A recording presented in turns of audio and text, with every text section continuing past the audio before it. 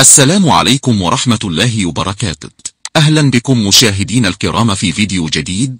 بعد إغلاق بيراميدز صفحة مباراة ذهاب الدور النهائي بدور أبطال إفريقيا أمام صن داونز الجنوب إفريقي، والتي انتهت بتعادل الفريقين بهدف لكل منهما، بدأ المدير الفني لبيراميدز الكرواتي كرونيسلاف يوتشيتش الاستعداد بكل قوة لمواجهة سيراميكا، ويرغب الجهاز الفني واللاعبون في تحقيق الفوز على أمل تعثر الأهلي أمام فاركو في المباراة الأخرى ليفوز بالدوري. على الجانب الآخر يستعد سيراميكا لمواجهة قوية أمام بيراميدز، ويبحث سيراميكا عن تحقيق الفوز على بيراميدز للدخول في المربع الذهبي للدوري، والذي يؤهله لبطولة الكونفدرالية الإفريقية.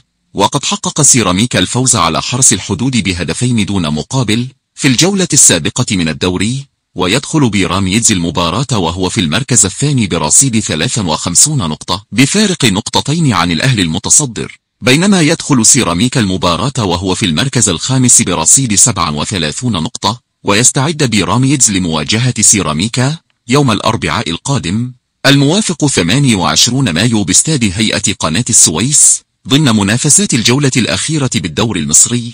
وتنطلق المباراة في تمام الساعة 8 مساء بتوقيت القاهرة والسودان وسوريا والأردن وليبيا ولبنان وفلسطين، والساعة 6 مساء بتوقيت الجزائر والمغرب وتونس، والساعة 8 مساء بتوقيت السعودية والعراق واليمن والكويت والصومال والبحرين وقطر، والساعة 9 مساء بتوقيت الإمارات وسلطنة عمان، والساعة 5 مساء بتوقيت موريتانيا. وتنقل قناة أون تايم سبورت مباراة بيراميدز وسيراميكا ضمن منافسات الجولة الأخيرة بالدور المصري في وجود استوديو تحليلي يضم كوكبة من نجوم الكرة المصرية. تمنياتي لكم بمشاهدة ممتعة، وإلى لقاء جديد. إذا كنت من المتابعين الجدد اشترك الآن في القناة ليصلك الجديد بالضغط على الزر الأحمر أسفل القناة مع تفعيل الجرس، ولا تنسوا دعم المقطع بلايك. شكرا لكم جزيل الشكر.